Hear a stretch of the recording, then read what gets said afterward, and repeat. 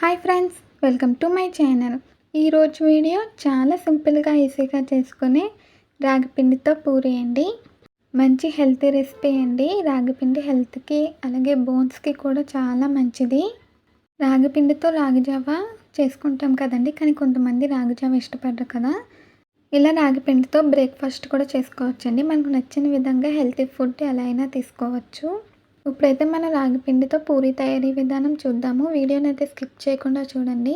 ముందుగా ఒక గిన్నెలోకి 1 కప్పు రాగిపిండి తీసుకున్నానండి. తర్వాత అందులోకి 1 కప్పు గోధుమ పిండి తీసుకున్నాను. ఇప్పుడు ఒక 2 స్పూన్స్ వరకు కరాచీ రవ్వ తీసుకున్నానండి, బొంబాయి రవ్వ అంటారు. తర్వాత రుచికి సరిపడా ఉప్పు వేసుకోవాలి. వేసి ఒకసారి బాగా కలపాలండి. ఈ రాగిపిండి పూరితో పాటు దీనికి కాంబినేషన్గా పూరి కర్రీ కూడా ఉందండి. వీడియోని అయితే స్కిప్ చేయకుండా చూడండి. ఇలా కలుపుకున్నాక తర్వాత వాటర్ వేసుకొని చపాతీ ముద్దలాగా కలుపుకోవాలి. వాటర్ కొద్ది కొద్దిగా వేసుకుంటూ చపాతీ ముద్దలా కలపాలండి. నేనైతే మీకు కలిపేసాక చూపిస్తాను. చూడండి ఫ్రెండ్స్, ఇప్పుడైతే నేను మిక్స్ చేసేసానండి. ఇలా సాఫ్ట్గా కలుపుకోవాలి. తర్వాత పైనుంచి కొద్దిగా ఆయిల్ వేసుకొని మళ్ళీ ఒకసారి కలుపుకోవాలండి. ఆయిల్ తగినంత వేసుకోవాలి. ఆయిల్ వేసి ఒకసారి బాగా ప్రెస్ చేస్తూ కలుపుకోవాలండి. నేనైతే మీకు మిక్స్ చేసాక చూపిస్తాను. మిక్స్ చేసానండి. తర్వాత పైనుంచి కూడా కొద్దిగా ఆయిల్ అనేది అప్లై చేశాను. అప్లై చేసాక మూత పెట్టేసి ఒక అరగంట సేపు రెస్ట్ ఇవ్వాలండి. అప్పుడు మనకి పూరీలు పొంగుతూ పర్ఫెక్ట్గా వస్తాయి. ఈలోపు అయితే మనం పూరీ కర్రీ తయారీ విధానం చూద్దాము. పూరీ కూర కోసం ఇక్కడ కావాల్సినవన్నీ కూడా తయారు చేసి పెట్టుకున్నానండి. ఇది ఇడ్లీ, ఉత్తప్పం, దోశలోకి అయితే చాలా బాగుంటుంది. ఇప్పుడైతే మన తయారీ విధానం చూద్దాము. ముందుగా ప్యాన్ పెట్టి ఆయిల్ వేసానండి. హీట్ అయ్యాక పచ్చిశనగపప్పు, మినపప్పు, ఆవాలు, కొద్దిగా జీలకర్ర వేసి ఒకసారి వేయించాలి. ఇలా ఒకసారి కలిపేసాక తర్వాత మనం కట్ చేసి పెట్టుకున్న ఉల్లిపాయ ముక్కలు, పచ్చిమిర్చి, అల్లం ముక్కలు, కరివేపాకు వేసి వేయించాలండి. ఒక ఉల్లిపాయని సన్నగా పొడుగ్గా కట్ చేసి తీసుకోవాలి. కారానికి తగినంత పచ్చిమిర్చి అయితే తీసుకోవాలండి. ఇప్పుడైతే ఒకసారి బాగా కలిపేసి గోల్డ్ కలర్ వచ్చేంత వరకు వేయించాలి. మీకైతే నేను ఉల్లిపాయలు ఫ్రై అయిపోయాక చూపిస్తాను. మీరు కనుక ఫస్ట్ టైం మా ఛానల్ చూస్తున్నట్టయితే ప్లీజ్ లైక్, షేర్, సబ్స్క్రైబ్ చేయండి. ఇప్పుడైతే మనకు ఉల్లిపాయలు ఫ్రై అయిపోయినాయి. తర్వాత ఇందులోకి వాటర్ వేసుకోవాలి. నేను ఇక్కడ 2 గ్లాసులు వాటర్ వేసానండి. ఇప్పుడు రుచికి సరిపడా ఉప్పు, కొద్దిగా పసుపు వేసి బాగా కలపాలండి. పసుపు కొంచెం ఎక్కువే పడుతుంది చట్నీకి. ఇప్పుడు ఒకసారి కలిపేసి మరిగించాలి. వాటర్ అనేది బాయిల్ అవ్వాలండి. బాయిల్ అయ్యాక మీడియం ఫ్లేమ్లో పెట్టి ఒక 2 నిమిషాల పాటు మనం మరిగించాలి. ఇదైతే బాయిల్ అవుతూ ఉంటుంది. ఈ లోపు మనం ఇక్కడ ఒక గిన్నెలోకి శనగపిండి తీసుకుంటున్నానండి. 2 గ్లాసుల వాటర్కి నేను ఇక్కడ 2.5 స్పూన్స్ శనగపిండి వేసానండి. కొంచెం చిక్కగా ఇష్టపడే వాళ్ళైతే 3 స్పూన్స్ వేసుకోవచ్చు. చట్నీ కన్సిస్టెన్సీ పలుచగా ఇష్టపడే వాళ్ళైతే 2 స్పూన్స్ వేసుకోవచ్చండి. తర్వాత అందులోకి వాటర్ వేసి బాగా మిక్స్ చేయాలి. ఎక్కడ కూడా ఉండలు అనేవి లేకుండా బాగా కలిపి పక్కన పెట్టుకోవాలండి. చూడండి ఫ్రెండ్స్, మనకి ఇక్కడ వాటర్ కూడా బాయిల్ అయిపోయింది. తర్వాత మీడియం ఫ్లేమ్లో పెట్టి 2 నిమిషాల పాటు మరిగించాను. శనగపిండిని కూడా కలిపి పెట్టేసుకున్నానండి. ఇక్కడ కూడా ఉండలు లేకుండా కలుపుకోవాలి. ఇప్పుడు మనకి నీళ్ళు కూడా మరిగిపోయాయి. తర్వాత ఇందులోకి మనం ముందుగా కలిపి పెట్టుకున్న శనగపిండి మిశ్రమం కూడా వేసేయాలి. ఈ చట్నీ అయితే వేడివేడిగా సర్వ్ చేసుకుంటే చాలా బాగుంటుందండి. శనగపిండి వేసాక బాగా కలపాలి. తర్వాత సిమ్లో పెట్టేసి ఉడికించాలండి. మనకి శనగపిండిలో కొద్దిగా పచ్చితనం అనేది ఉంటుంది.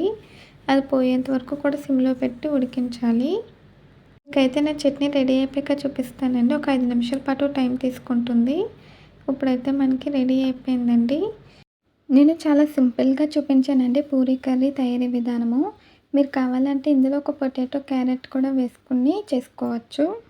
నేను పొటాటో, క్యారెట్ వేసి పూరీ కూర చేశానండి. అది ఆల్రెడీ మన ఛానల్లో అయితే వీడియో పోస్ట్ చేశాను. అందుకే ఈసారి ఇలా సింపుల్గా చేశానండి.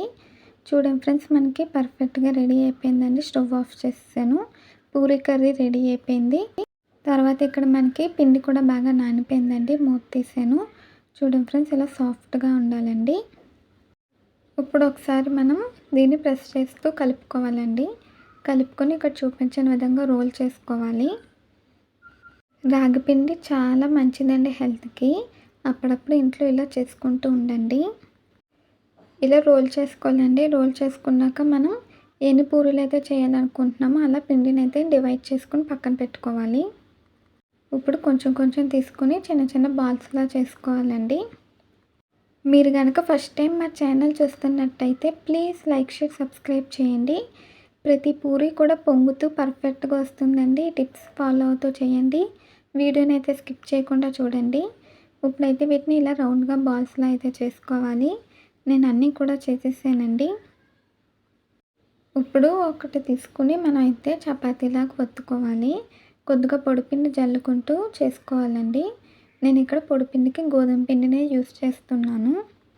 ఇప్పుడు చపాతీ కర్ర తీసుకుని చపాతీలాగా ఒత్తుకోవాలండి. రౌండ్ షేప్ వచ్చేలాగా మీడియంగా చేసుకోవాలి. మనకి పూరీలు బాగా పొంగుతూ పర్ఫెక్ట్గా రావాలంటే ఇదేనండి మెయిన్ టిప్. పూరి మరీ లావుగా ఉండకూడదు, అలానే మరీ సన్నంగా ఉండకూడదండి. దాని వెడల్పు అనేది మీడియంగా ఉండాలి. అప్పుడే మనకి పొంగుతూ వస్తుందండి.